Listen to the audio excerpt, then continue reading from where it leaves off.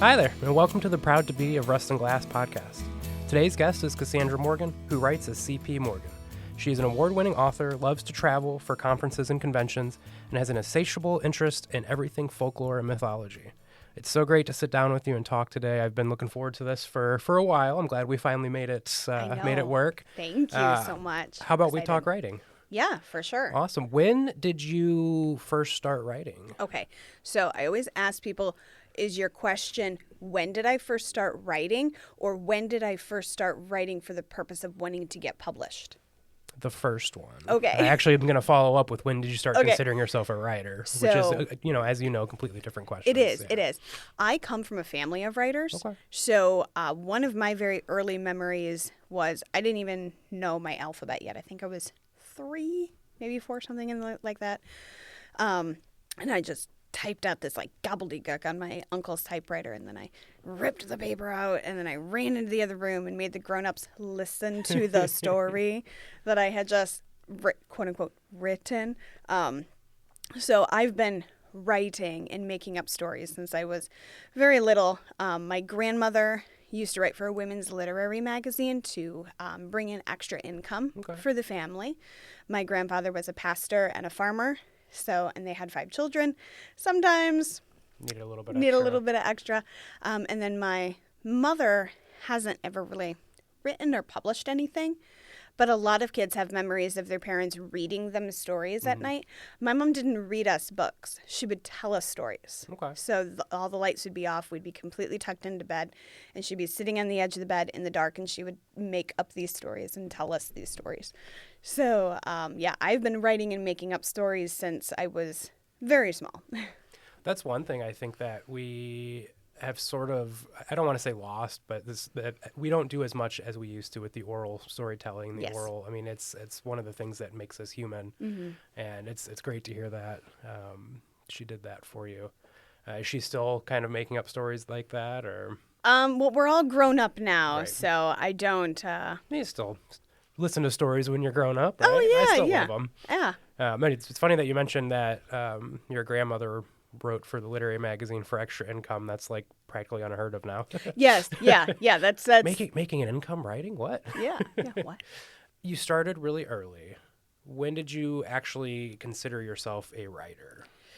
So I don't know if there was like a very specific time where I was like, I am a writer, because to me, if you write, you are a writer.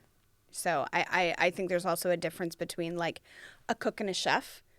Like if you cook food, then you are a cook, which is very different from being a chef, which is somebody who has educated themselves and has gone to school and they're trying to do that thing for a living, right? So being a writer is somebody who writes. Now being an author and making a career from my writing, I started that probably around 2010 is when I started working on my first book. And then somewhere between 2012 and 2014 is when I published that first book, that kind of catalyst of everything. And then it took off from there. Yeah. I love it. And since you wrote that first book, how have you evolved as an author? How have you changed, your process, your voice, that kind of thing? It's funny you say that because I was going through boxes a number of months ago. We just had a baby and I had to clean out. The storage room is now the nursery. And I was going through these boxes and I found a folder full of stuff that I had written when I was a teenager. And I'm reading it and I'm like, this is amazing. Like some of the content of the stuff was like a little bit cringe, but like the structure of the sentences and the words that I chose to use at like 13, 14 years old, I'm like, this is really good. Why don't I write like this anymore? So I think my style has evolved more to be more relatable versus I think as an angsty teenager, some of those things were coming across as maybe more poetic, right? Maybe a little bit more purple prose. Do you think you were in like a copycat phase, like a lot of authors go through, where you have the other authors that you really look up to, their work that you respect, and you sort of emanate that that style and you work off of that style until you kind of find your own voice? Is that kind of what it was? Or was that authentic Cassandra? I think maybe a combination of both. Like, I probably did, because I think everybody does. Right. I think that even every single person's uniqueness is still a combination of all of their experiences in the world, all of the musical artists that they like and the poets that they like and the TV shows that they like and the people that they surround themselves with and things like that. So those combinations of things still create a unique individual. But I think to say that we are not influenced by those things, whether you're 13 years old or 43 years old, it is I don't think that's true. I think you are influenced by those things. So maybe I was more influenced as a teenager, definitely, because I was certainly in my Lord of the Rings Narnia phase at that time. And also my... Is that a phase that ever ends, though? True. I was also in a big Shakespeare phase then, too. So if you can imagine the combination of like... Did you have a lot of wherefore and art thous and... Not quite like that. It's more the tragedy aspect of things. Again, we're talking 13, 14 years old. We were all angsty at one time, let's be honest. Where it sounds a lot better and a lot more mature than what I was writing at a young age. I was doing like StarCraft, the computer game, fan fiction and like romances between different people, and come a long way. Hey, don't sell fan fiction short. A lot of people give fan fiction a very bad rap. Mm-hmm. I think fan fiction, for the purposes of growing your craft and saying like, hey, I want to work on developing this piece. I want to get better at writing present tense. Mm-hmm. I want to get better at writing a flat character arc. So I'm going to use a world and I'm going to use characters that are already established, and I don't have to think about that part of it. And I can just focus on getting better at this thing. I think fan fiction is an incredible tool, and anybody that tries to poo-poo on it, I say that, well, maybe that you just need to grow your craft a little bit more using it. So I've reread it, like you said, you read your stuff, and it's awesome. I love it. I have a binder full of it, and I had pictures that I drew along with it. Oh, that's great. I've definitely improved quite a bit since then, and my handwriting was absolutely atrocious. Yeah, still is, but it was even worse then. But it was a lot of fun, and I learned a lot from it. Yeah, I'm not going to say the content of my stuff wasn't cringe. Right. The content was still very cringe, but yeah. And it's all practice is good practice when it comes to writing. Absolutely. I mean, even if it's something that you throw away right away, I mean, you're still learning something, if not by learning that, oh, this is horrible, I shouldn't try this again. Yeah. Oh, I have so many like short stories and like started novels and things like that I really haven't published any sci-fi stuff, but I have all these little like pieces of sci-fi stuff that I play with, and then I get to a point and I'm like, I don't know enough about this thing to keep this going. Next. We'll put this on the back burner. So I now know what I don't know to make it better. But as far as you said, you've written some sci-fi, but you don't publish sci-fi. It's not your bag. Yet. I love it. What can readers expect from your work? What kind of things do you write about?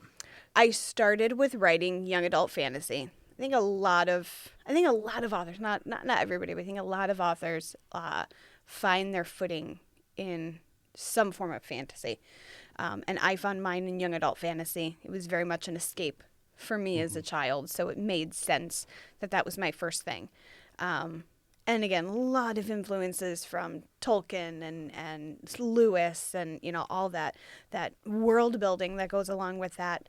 And then from there I branched out into mystery novels, but they're not like your traditional mystery. So I had an idea for a story, and I initially started to write it for me. And it was, I want to take all of the things that I love and just make a story about it. So I love history. I love conspiracy theories and secret societies. I love antiques.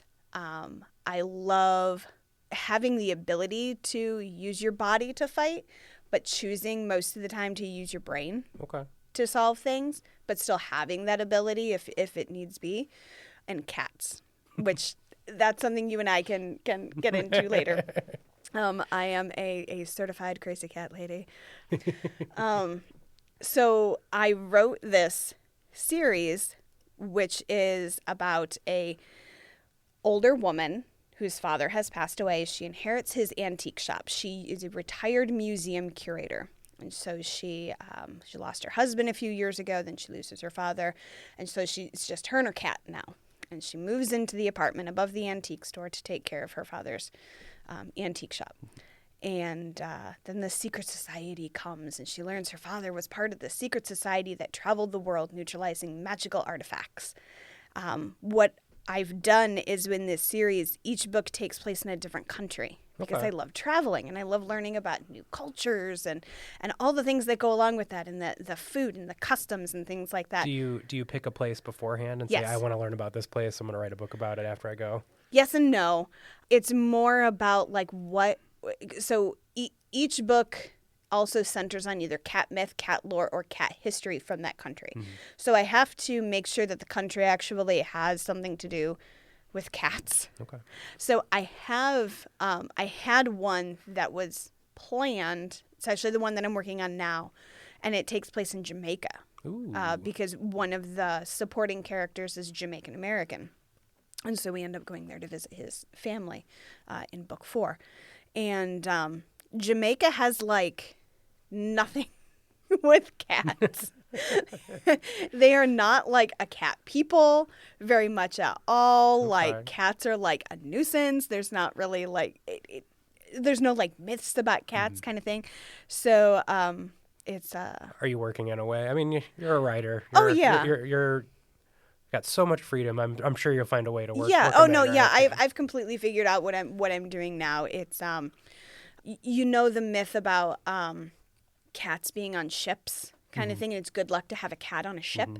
Mm-hmm. So what I do with this series is I take either some kind of myth, legend, or a piece of history, and I twist it. Again, that whole I love the conspiracy theories kind of thing, right? Mm-hmm. And I do the what if. So what if the reason that cats were considered good luck on ships is because they helped to keep the sirens away. Okay. And there's lots of mythology, to do with the oceans and sirens and mermaids. And obviously you have Port Royal and Captain Henry Morgan and all that stuff to do with Jamaica. So that's kind of where I've tied all that stuff in. That's really awesome. I can't wait. That sounds like a great story. As you're working on this, and now that you are, congratulations, a first-time parent, yes. That does change things a little bit as a parent of a feral 5-year-old who I love to death. How has your writing and your creative work changed, if it has at all, since you become a mom?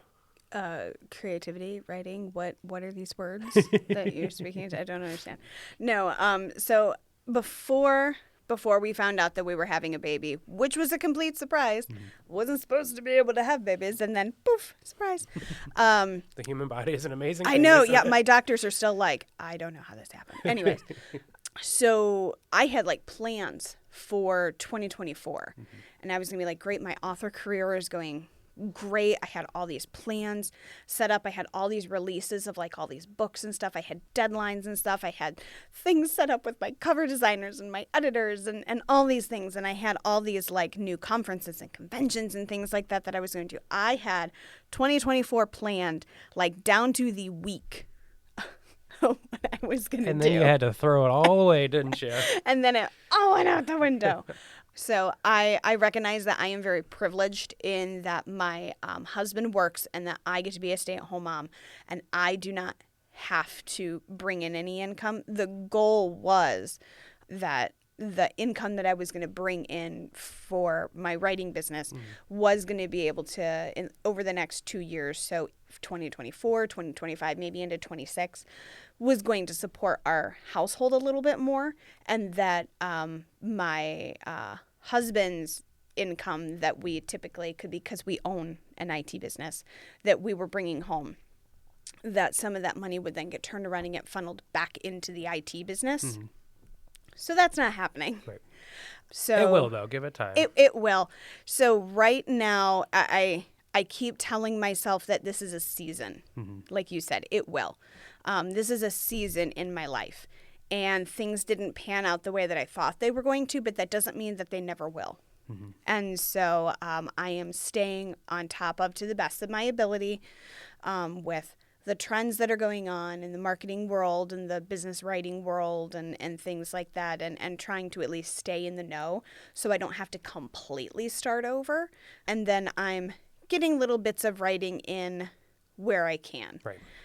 Wherever and however. Right? Yeah. So little one is 7 months old now, so she's not quite as dependent. She can sit up on her own now. Mm-hmm. She's not, like flopping her head all over the place anymore. So I can do things like, hey, sit here for a second while I go, do this thing, whatever. Mm-hmm. As she starts to get more and more independent kind of thing, I think I will have more of an ability to be able to carve out an hour a day, et cetera, to start writing. Right now, I'm taking the month of November, which traditionally a lot of people use to, work on their novels and projects and things like that. So Sundays are my writing day. Okay. Right now. And then hubby... It's really important as a parent to block out some time for yourself. It's hard. Yeah. And sometimes the guilt is almost overwhelming, but you got to do it. The way that I deal with the guilt is like I have everything set up for my husband, who, by the way, is an incredible father. He is so hands-on, not afraid of anything. Like he's right there, does it all. He works, 60 plus hours a week, right. But when he is able to be there, he is fully present, and he's a fantastic father. But the way that I deal with the guilt is I'm like, great, so I got all these bottles ready for you, and I've restocked the diaper caddy for you, and all these, I got an extra set of clothes laid out, and he's like, Cassie, I got this, it's okay. Go away now. You're fine. Just go. I've got this. But like that's how I deal with my guilt. It's right. Like, okay, well, I know that I've left you in the best place that I can. You mentioned seasons as a writer. How would you tell people, or how would you suggest people to sort of deal with the different seasons we go through as creatives? Right. Last year, before I found out I was having a baby, I was my grandmother's caretaker for 2 months in her final days. And I was doing the overnight shifts with her. So I would go to the nursing home at like 6, 7 o'clock at night. And then I would stay there all night long with her until like 7, 8 o'clock in the morning. Go home, get a few hours of sleep, get up, go into the office, because at the time I was also still partially working at the IT business as well. Work there for a handful of hours and then go back and do that all over again, probably for like 4 or 5 days a week. Okay. I did that. And it was hard. It was so hard. I was exhausted physically. I was... Not to mention, emotionally exhausted and everything. And but I kept telling myself that this is a moment in my life, but this is literally the rest of her life. Right. So as you're entering different seasons, and it can be as a creative or it can be as anybody, to just tell yourself this is a moment in time. Mm-hmm. The Gandalf saying of, do what you can with the time that is given to you kind of thing. But it's still just a moment, and it's not going to last forever. You will get through it, and then you can try to plan for the future to the best of your ability. But yeah, it's not going to last forever. Right. And that's okay. And that includes the really good seasons when you're on top of the world and everything's going really well. And that's when you also want to make sure that you've got backup plans, of like, well, what happens if this doesn't pan out? What happens if I do this Kickstarter for this release and it completely flops? How am I still going to be able to fund to get that out? You need to have, those backup plans to things. That's amazing. Another one of your writing philosophies that I'm very curious about. You talked to me a little bit about it, but you have a philosophy of 3 hobbies, Right. and how that relates to writing. You want to dive into that a little bit to Sure. explain sort of how that's aided you as you become an author? Sure. So this actually isn't specific to author stuff at all. This is a concept that I heard about years ago, and I actually do not remember. I don't remember who initially coined this, so I do not want to take credit for this idea. But Mystery Person A, thank you so much for this inspiration. I appreciate you. I acknowledge you to the best of my ability. You can apply this to anything in your life, not just writing. But the 3 hobbies are: you should have an investment hobby, an active hobby, and a creative hobby. Your investment hobby is the thing that makes you money, plain and simple. Your active hobby is the thing that keeps you healthy. So that could be anything from, I used to fence and like fight rapier, like 17th century Princess Bride style rapier, or it could be running, it could be going to the gym, it could be, just being like really honed in on your nutrition kind of thing, it's that pickleball, whatever it is. And then the creative hobby is the thing that makes you feel fulfilled. That could be writing, it could be singing, it could be volunteering somewhere. I used to be very, very involved in the animal rescues that were in this area. I did a lot of taking in the hard medical cases, the rehabilitation cases, whether that was behavioral and emotional, or physical rehabilitation, nutritional rehabilitation, that kind of thing. So I used to be very involved with that. Everybody should have 3 hobbies, because those are the 3 core things that we need as humans in today's modern society is to live: money, health, and creativity. What's cool about that, and this is what ended up happening with me, is that as the seasons of your life change and life, changes, you can kind of swap those around a little bit as needed. So my investment hobby at the time, years and years and years ago, was in animal husbandry. I was in vet tech school. I have a bunch of different certifications in feline nutrition and behavior, all those things.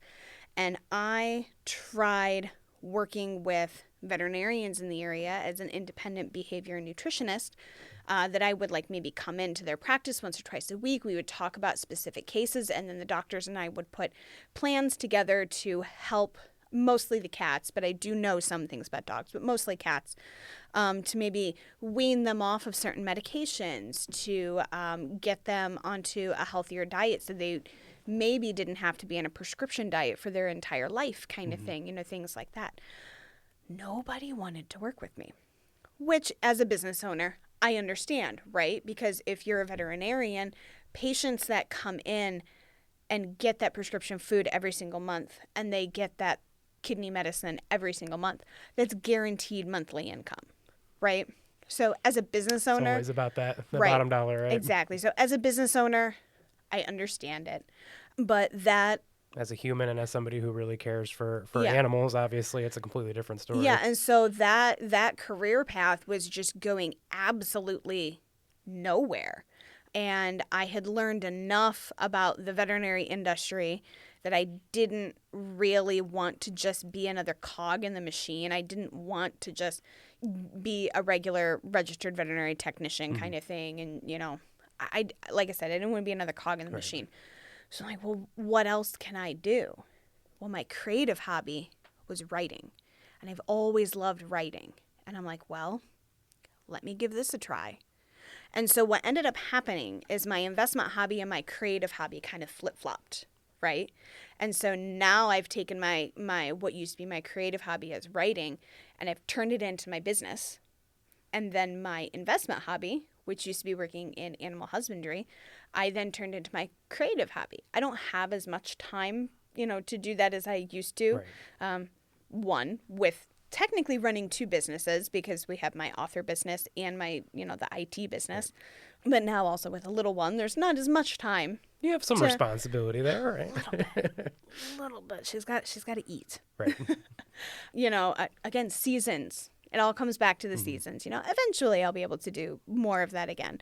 And it will be nice when she's older that I can share those things with my daughter, and be like, hey, it's, we don't always keep all the animals that we bring in. We have to be that halfway house. We have to teach them that what love is, and we have to teach them that humans are okay, and we have to get them healthy again so that they can go to their forever person and they can do their job for that person for their life kind of thing. So, but yeah, that's the concept of the 3 hobbies. Is your investment hobby. It's the thing that makes you money. And I always tell people too that your investment hobby may not always be something when you're first starting out that you are going to love. How many of us worked at a McDonald's or have worked in retail or something like that, and it was the absolute most miserable experience that you've had in your life, but you used it as a stepping stone, to work your way up into a career of something that does make you money that you do enjoy doing. So I give the talk. That's the dream, isn't it? It is. I give the talk to of the 3 hobbies a lot to like teenagers at schools, middle schools and high schools and stuff. So I always like to preface that with your investment hobby may not necessarily be that your first job that you have, straight out of the gate. But yeah, your investment hobby, your active hobby, and then your creative hobby. As long as you have those 3 things in your life, you're going to be okay. I love it. And now you're going to discover what your daughters are going to be, right? Yes, I am so excited. I'm so excited. I love her as a little person, and already seeing her personality come through. There's nothing quite like it, is there? She loves music and just like everything to do with music, and she's constantly moving. So like she's 7 months old, and I've already like got a dance studio picked out for this kid. Like she's gonna have such a great time. I can see it already. Anybody who wants to sort of learn more about your writing and follow along with some of the things you're doing, is there anywhere people can find you or learn more about you? Yeah, so I'm a little lackluster right now. The baby doesn't make a whole lot of time for updating things, but you can definitely check out my stuff on Amazon. You can search Cassandra Morgan and The Kingdoms of Cartile for my young adult fantasy. That is CHARTILE, Cartile. And then the Silver Fox Mysteries under C.P. Morgan. There is my sweet romance, Damsel in Social Distance. And then last year I published a gothic fairy tale horror also under C.P. Morgan.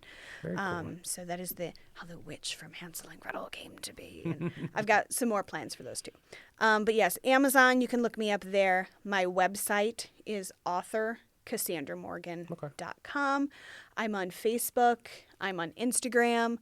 I'm not too much on the X, Twitter kind of thing. But yeah, definitely Facebook, Instagram.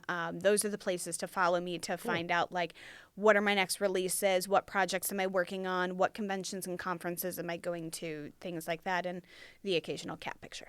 I love it. You got to throw that in for good measure, right? I do. Well, it's been amazing talking to you today. Thank I look you. forward to everything that comes in the future for you as both a mom and as a writer, and let's keep it going. Yes, absolutely. Thank you so much. Thank you.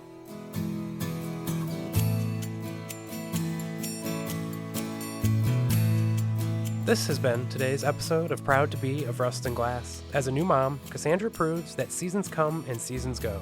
Sometimes the writing flows, sometimes everything seems to go exactly as planned, and other times it feels like nothing is working out and the world is against you. But from our conversation with her, you can know that too shall pass. Again, I am your host and producer, Curtis Dieter. Our executive producer is Chris Pfeiffer. If you want to join the conversation, check us out at wgte.org/rustandglass. Until next time, thanks for listening. Now, go forth and create.